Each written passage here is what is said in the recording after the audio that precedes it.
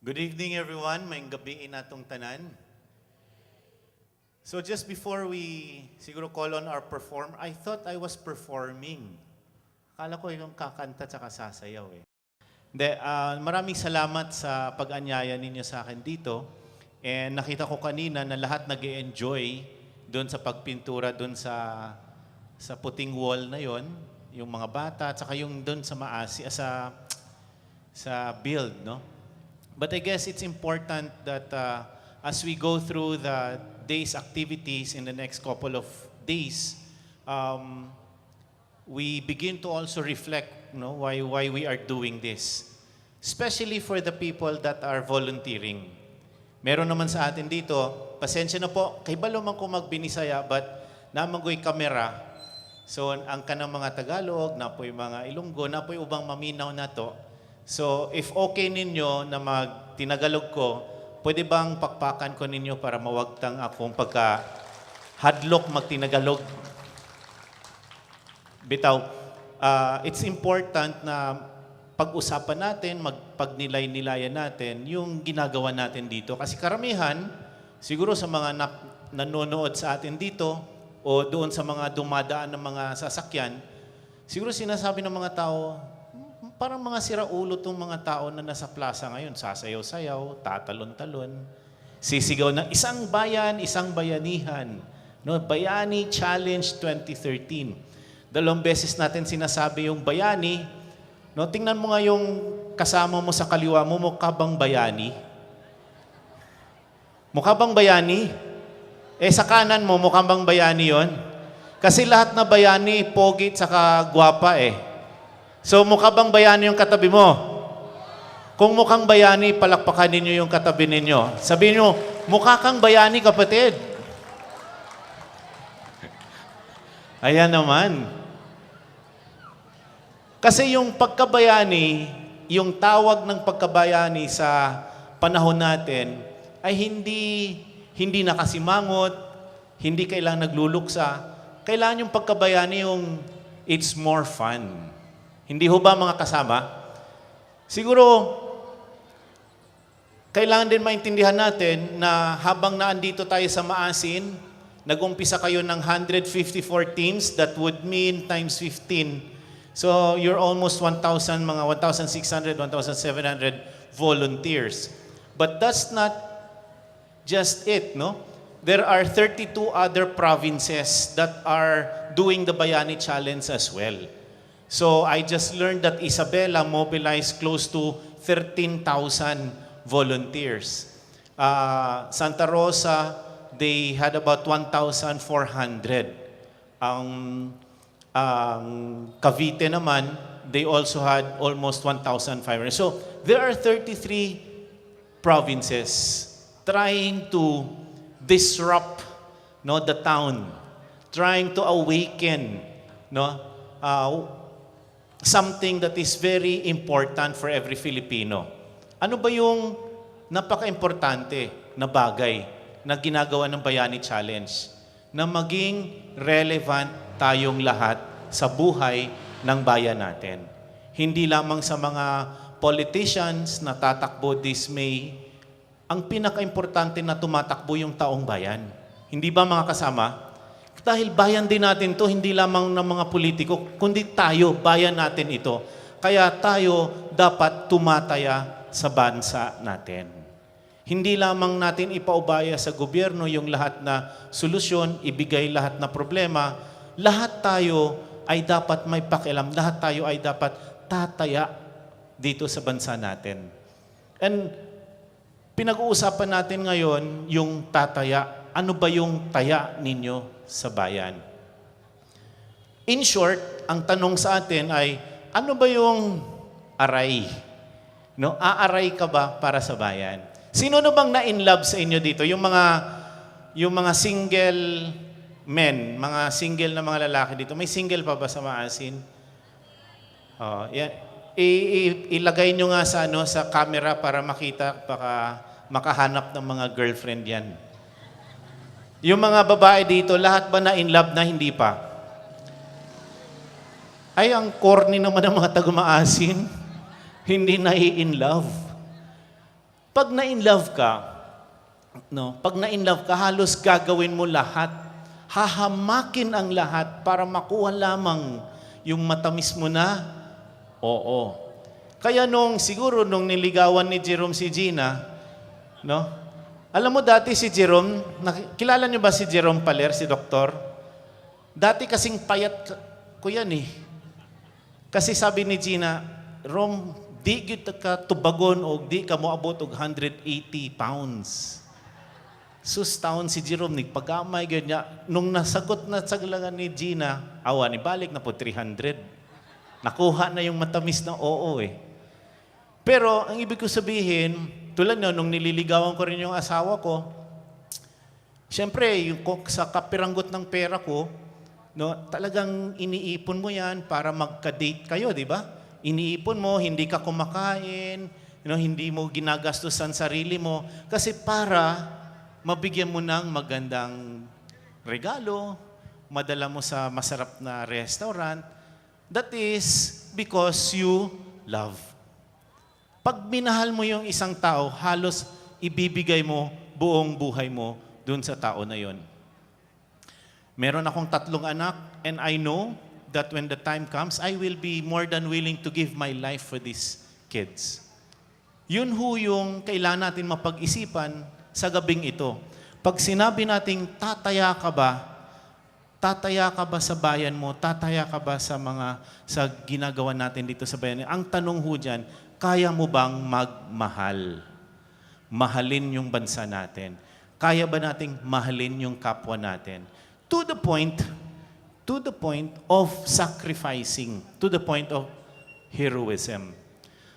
Sacrifice, if you look into the dictionary, ang ibig sabihin ng sacrifice, hindi lamang ibig sabihin na you deprive yourself of something. Sacrifice o yung taya, sacrifice is giving something for a higher call, for a higher purpose.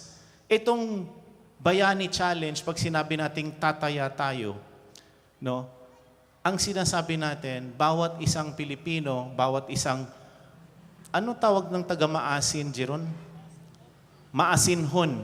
Bawat maasinhon, willing ba kayo tumaya para sa maasin, para gumanda lalo yung maasin? Ha? Willing ba kayong tumaya? Yes kayo niyan, ha? Sigurado kayo, ha?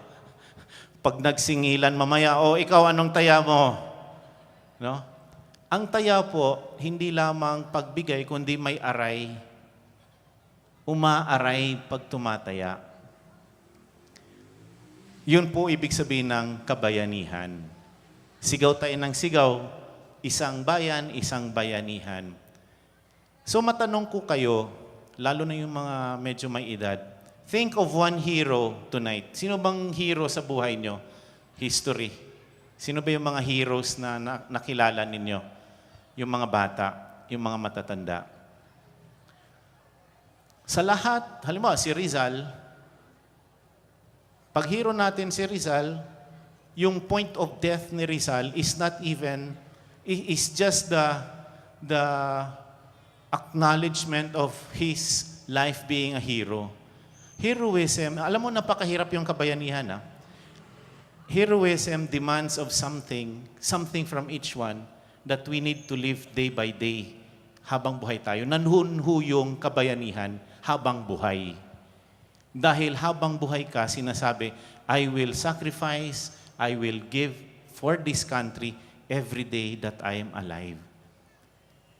Kung binaril ka na, yun na yung maalala ka na lang naman yun eh. In fact, to many heroes, death would have been an easier path than a daily demand of laying down your life every single day. And even today, narinig natin sa simbahan, nakita ko nandito na kayo, nagtatambay kanina, kumakain ng popcorn. Sinasabi po ni Father kanina yung modelo ng pagkahero si Kristo. Hindi ba? No? Talagang binigay niya, binuhos niya yung buhay niya, binigay niya dahil mahal niya tayo. Ganon din. Sabi ko nga, pag gusto natin maging bayani, ang tanong ay, kaya ba nating mahalin yung bayan natin? Lalo na yung mga kababayan natin, Hindi lamang kababayan, kundi yung mga kababayan na mahirap. Kaya ba natin silang mahalin? And kung kaya natin silang mahalin, ibig sabihin, kayang-kaya ninyong tumaya, magpadugo, magsakripisyo. In fact, sabi nga ni Kristo, are you laying down your life for one's friend? To lay down your life for one's friend is not just to give up life. It is precisely living that life every single day so that that friend of yours will become a better person. That is where the extraordinary will happen. When you live every ordinary day extraordinarily. Nandun ho yung padugo. Nandun ho yung kabayanihan. Siguro yung mga bata dito, nag-iisip, ano bang pinagsasabi ng taong yung nakaitim magpapadugo? Ibig sabihin lang ho niyan, kung halimbawa, kung teenager ka, may manliligaw sa'yo, tatatungin niyo muna yung nanliligaw sa iyo, nag-volunteer ka na ba sa GK? Kailangan, ano na yan, yung criteria. No? Kung may mangliligaw sa inyo, sabihin mo, kaya mo bang mahalin yung mahirap? Kasi kung kaya mong mahalin yung mahirap, kayang-kaya mo akong mahalin. Kasi wala kang makukuha pag minahal mo mahirap, binibigay mo sarili mo. That is what true love is. When you are giving, when you are sharing yourself for others. Kaya nga, napaka-importante itong padugo, tataya ka ba, na doon naman sa nakakatanda, na pag nag-isip tayo, pag namili tayo, tatanungin din talaga natin, yung nanliligaw sa atin, tumataya ba kayo sa mahirap? Kaya tuwang-tuwa tayo, nung tumawag si Jerome sa akin, sabi niya, Bay, arita sa Southern Leyte, Bay, kay Natay Bayani Challenge po dito. Kurum, daghan ra bagi ko taadtuan. So, in the next couple of days, I have to go to Basilan, I have to go to Davao, I have to be in Cebu, I have to be all over. Kung na naman ka diha, heavy naman kayo ng mga personalities ni mo diha, naan naman ka diha room. Siya di kay mao maning home of the Bayani Challenge. Kayong mga taga Southern Leyte, you should take pride. The Bayani Challenge that started here with a couple of 100 volunteers, one town, right now, we are in 33 provinces trying to raise 80,000 volunteers. It is because of the courage of the few maasinhon like Jerome Paler. Palakpakan po natin yung mga tao ng ganyan. Yung Team GK team. And of course, marami din. Doon sa Kinsaugon, I met Rico Rentusa, the mayor of St. Bernard yan. Masasabi ko rin, bayani din yung tao na yan. Palakpakan din natin si Rico. Yung katabi niya, hindi po niya asawa yon, kapitan ho ng Kinsaugon yan. Hindi ba? Yan. Dati biktima ng landslide, ngayon, sila na ngayon yung pumunta dito para tumulong sa pagtayo naman ng mga bahay ng mga mahirap. Kaya palakpakan natin lahat ng mga taga-Kinsaugon na pumunta dito. And this is happening in 33 provinces. Rich and poor, young and old, working together, building that dream. That dream where we hope that one day there will be no more hungry people, there will be no more homeless families, no? And there will be no enmity between rich and poor. There will be no gap. This is what Bayani Challenge is all about. But we need to invest in that dream. Kailangan ho, tumaya ho tayo. Hindi mahirap yung tumaya. Simple lang naman yan eh. Pag mag-asawa kayo, mag-boyfriend, girlfriend, sasabihin nyo lang, love, wag na muna tayo mag-date sa Jollibee. Nakatatlong Jollibee meal na tayo. Lumalaki na yung tiyan mo. Pwede bang we skip one Jollibee meal, ibigay na lang natin yung pagkain na yan doon sa kanto, doon may gutom doon na bata. That is tumataya para sa bayan. Kaya ba natin yan, mag-boyfriend, girlfriend? Pumapayat pa, sabi ng babae, yes. No? May mga simpleng bagay sa pagtaya. You do not need to give 5 hectares of land. You do not need to give up your own house. You just need to decide, no, what it is that you can consistently offer as a sacrifice. Tataya ka para sa bayan. Kaya marami dito, alam ko, hindi naman mayaman, pero sila mismo yung nagbayad ng pamasahe nila para mag-volunteer. Palakpakan natin yung mga taga-maasin na pumunta dito. Alam ko may iba't ibang lugar pa eh. Kaya mga kasama ko, itong pagtitipon-tipon natin at the same time doon sa 33 provinces, this will start a spark, no? And change is not yet even happening. This is just the beginning of that change. We need to invest on that change.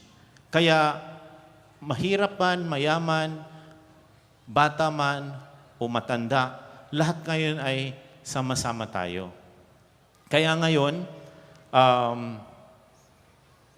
bukas, no, merong tawag na naman, merong magtatayo na ng mga bahay, magtatanim ng mga mangrove, magpipintura ng mga pader. No, patuloy yan. Tapos sasabihin natin, pero 5 days lang naman yan.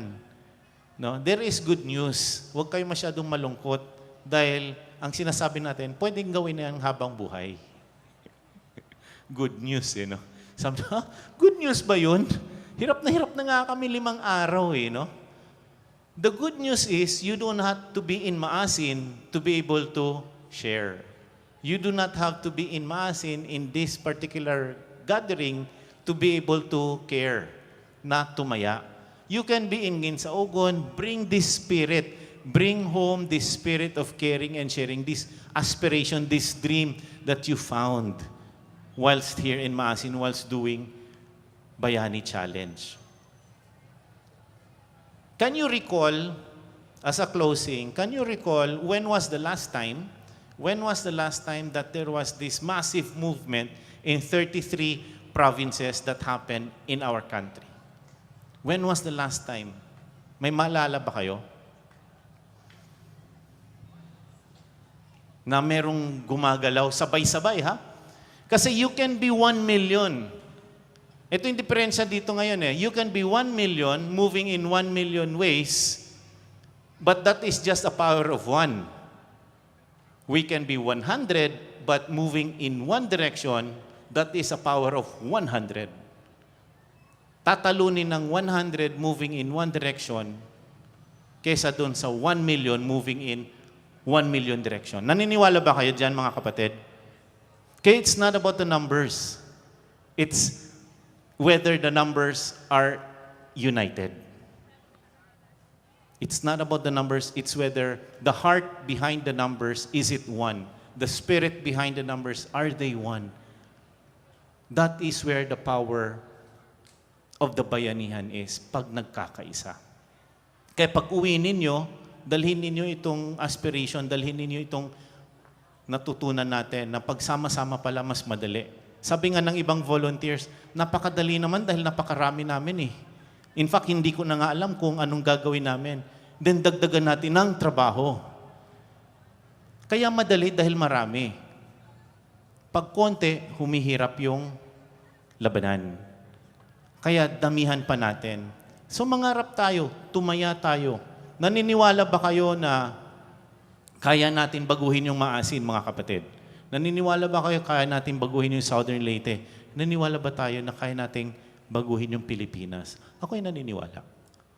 And in fact, tumataya kami dito sa paniniwala natin that by 2024, year 2024, that is about 11 years from now, we will claim God's promise that we will end poverty for 5 million families. Are you with us? Are you with us to end poverty for 5 million? Tataya ba kayo? Umpisa pa lang ito. Umpisa pa lang ito. That is where we want to bring this. So next year, during the Bayani Challenge, of course, again, tulad ng sinabi ko kagabi sa Cebu, hindi ko pa pwedeng i-announce anong mangyayari dahil hindi pa namang closing. day 2 pa lang naman ito. Yung closing natin is on the 27. So bahala na si Jerome. Ibubulong ko na lang sa kanya anong mangyayari next year. Ang masasabi ko lang, hindi na pwedeng lumiit yung Bayani Challenge. Lalaki lang tayo, lilipad lang tayo. Kaya mapagkalingang gabi sa ating lahat and God bless everybody. Mabuhay po kayong lahat.